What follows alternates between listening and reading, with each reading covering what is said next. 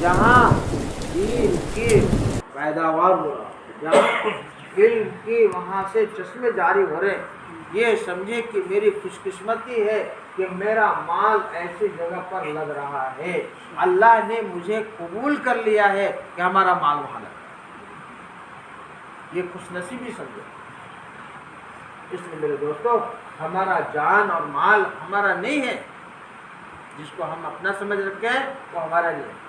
اپنی ضرورت سے کاٹ کر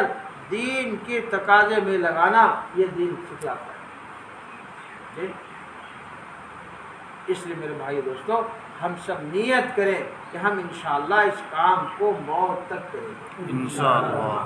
اپنی ضرورت کو اپنے بھائیوں کے لیے زیادہ سمجھے۔ ایک آدمی کہیں گیا ہے اور اس کا کھانا رکھا ہوا، اور وہ بھی پہنچا اور سائل بھی پہنچا، اب وہ پتہ نہیں کب کھایا ہے نہیں کھایا ہے، تو ایک تو یہ ہے کہ اس کو آدھا کھانا اپنے کھائے اور آدھا کھانا اس کو کھلا دے، جی تو یہ برابری کا ہو گیا۔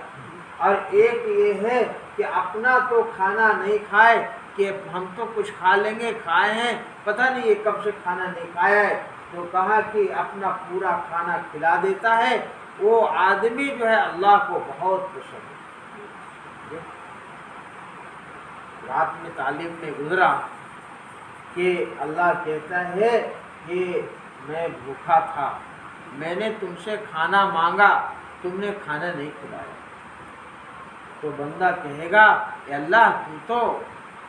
رب العالمین، تمام حاجتوں سے پاک، اور آپ کیسے کھانا کھاتے، آپ کو میں کیسے کھلاتا؟ کہا تم سے کھانا مانگا، ہمارے بندے نے کھانا مانگا اور تم نے اس کو نہیں کھلایا، تو گویا مجھے نہیں کھلایا۔ اس لیے میرے دوستو، ہمارا جو ہے ہر ضرورت میں مختصر کرنا، اپنی ضرورت کا مختصر، کہ کم سے کم میں ہمارا کام چل جائے۔ ایک دفعہ ہم لوگ جماعت میں چل رہے تھے، ایک ساتھی کہنے لگا کہ دیکھ لو بھائی، دیکھ لو ہماری ضروریات زندگی کتنی ہے، جتنا ہمارے بیگ میں سامان ہے، جی مثلا جتنا بیگ میں جتنا سامان ہے، اس سے ہم چلہ 4 مہینہ لگا سکتے ہیں، تو اتنے میں ہماری زندگی کی گزر بسر ہو سکتا ہے، اور اس سے جو زائد ہے وہ فضول ہے، وہ ہم نے اس کو زبردستی میں اپنا لگا، تاکہ اس کی مشق کرایا جاتا ہے اللہ کے راستے میں، ہر لائن سے، سامان سے، کپڑے سے، کھانے سے، سونے سے، تمام چیزوں سے اس کا مشق کرایا جاتا ہے۔ یہی اصل زندگی ہے، اس کو مشق کر کے اپنے مقام پر اس طرز پر چلانا۔ تو ہماری ضرورت کا سامان کتنا ہے، اتنے ہی میں ہمارا کام چل جائے۔ لیکن آج تو ہم کو پتہ بھی نہیں کہ کپڑے کی گنتی کتنی، پھر بھی ہماری زبان میں شکایت ہے، تھوڑی سی پریشانی آ گئی تو ہماری شکایت ہے، اللہ تعالیٰ کی شکایت کرتے ہیں۔ اس لیے میرے دوستو، اللہ تعالیٰ نے جو دیا ہے اس کی شکر کیا ہے کہ اس کے استعمال صحیح ہے، اس کا استعمال صحیح ہے۔ ایک دیہات کا رہنے والا شہر گیا گھومنے، تو شہر کے رہنے والا دیہات کے علاقے میں گیا، گرمی کا زمانہ تھا، تو ایک پرانا دوست مل گیا، پرانا دوست، اب اس کو پہچان لیا، اب اس کو گرمی کے زمانہ ہے، اس کو گھر لے کے آیا، گھر لانے کے بعد اطمینان سے بٹھایا اور ٹھنڈا کا بوتل اس کو پکڑایا، پیلے گا پہلے پیلے۔ اب وہ جو پینے کے لیے دیا تو اس جوتا جو پہن رہا تھا وہ جوتے میں گرد غبار ہو گیا، تو اس میں اس ٹھنڈے سے اس کو جوتا دھو رہا ہے اور جوتا کو صاف کیا، اور اس نے کہا اللہ تعالیٰ تمہیں جزائے خیر دے کہ تم نے ہماری بڑی عزت کی، بڑے اخلاق پیش کیا۔ تو میرے دوستو، آپ اندازہ کرو وہ آدمی خوش ہوگا جس نے ٹھنڈا پلایا، اس گھر میں لا کے بیٹھا خوش ہوگا؟ کہا یہ تو کہے گا ارے بیوقوف میرا چیز تو برباد کر دیا تم نے، اندر سے تکلیف ہوگی، بولے گا نہیں تو تکلیف ہوگی، اور اس نے پی لیا تو اس کا صحیح استعمال ہو گیا، اب کہے گا جزاکم اللہ، یہ تو خوش ہوگا، دعائیں دیا، لیکن میرے دوستوں غلط استعمال کر لیا تو اس کی ناقدری کیا اس نے۔ آج اسی طرح ہماری زندگی کا ہے، جو اللہ تعالیٰ نے ہم کو جو دیا ہے اس کا صحیح استعمال ہو جائے، اس کی محنت ہے۔ ہم کو بال بچہ اللہ نے دیا، ماں باپ دیا ہے، بھائی بہن دیا ہے، خاندان کنبہ دیا ہے، رشتہ دار دیا ہے، سب کے ساتھ کیسے استعمال ہونا ہے، یہ اصل صحیح استعمال ہو جائے تو میرے دوستوں فرمایا کہ یہ سب سے بڑا اللہ کا شکر ہے، اس کی محنت ہے، اس کی مشق۔ ایک آخری بات میں عرض کروں کہ آج جو ہماری زندگی ہے، ذرا سی بات میں آپس میں تعلقات کٹ جاتا ہے، باتیں بند ہو جاتی، 3 دن سلام کلام بند ہو گیا، ایک دوسرے سے چھوٹ چھٹاؤ ہو گیا، دل میں بغض آ گیا، تو فرمایا کہ اس کے سر سے ایک بالش بھی اس کے عمل اللہ کی طرف لے جاتا ہے۔ کتنا بڑا نقصان کیا جی۔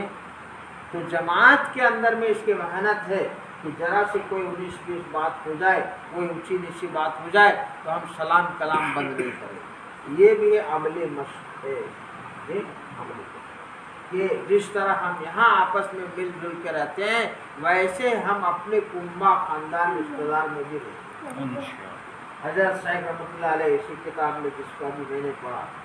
اسی کتاب میں لکھا ہے کہ ایک جو ہے بہت جو ہے امانت دار اللہ والا، اس کو ایک آدمی نے کچھ مال امانت کے طور پر دے رکھا، اس کے بعد جو ہے وہ کہیں چلا گیا کہ آ کے ہم لے لیں گے، جب آیا تو اس آدمی کا انتقال ہو، اب اس کا کیا ہوگا بھائی،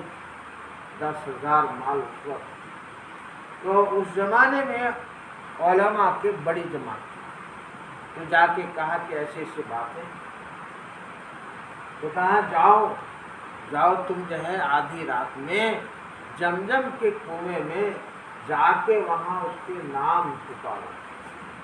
1 دن 2 دن 3 دن تک کے اگر جواب مل جاتا ہے تو اس کو سے پوچھ لینا کہ ہمارا مال کہاں ہے۔ تو علماء کرام کی بات کو سن کے اور اس نے عمل کیا، 3 دن گزر گئے کوئی جواب نہیں ملا، تو پھر آگے کہا کہ حضرت ایسی، تو علماء کرام جو ہے بڑا متفکر ہو گئے کہ بڑا نیک آدمی تھا، بڑا اچھا آدمی تھا، پھر ایسا کیا وجہ ہو گیا، تو پھر فرمایا کہ برہوت میں ایک کنواں ہے، اس میں جا کے پکارو، شاید وہاں سے کچھ جواب مل جائے۔ تو جا کے پہلے دن پکارا ہے تو جواب دیا، تو پھر کہا کہ